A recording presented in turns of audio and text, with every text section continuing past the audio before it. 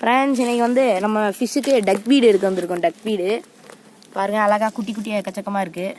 இப்படி கல்கடங்களை தான் கிடைக்கும். கல்கடங்களை யூஸ் பண்ணாமல் போட்டிருக்கிறதுல கல்கடங்களையும் கிடைக்கும்.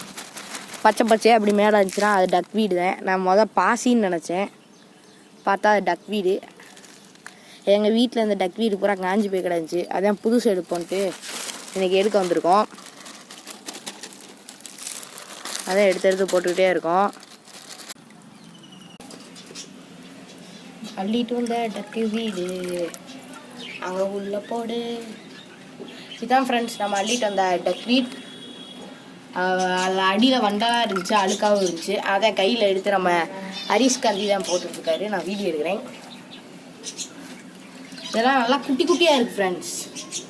இலை இனிமேல் தான் வளரும் போல்.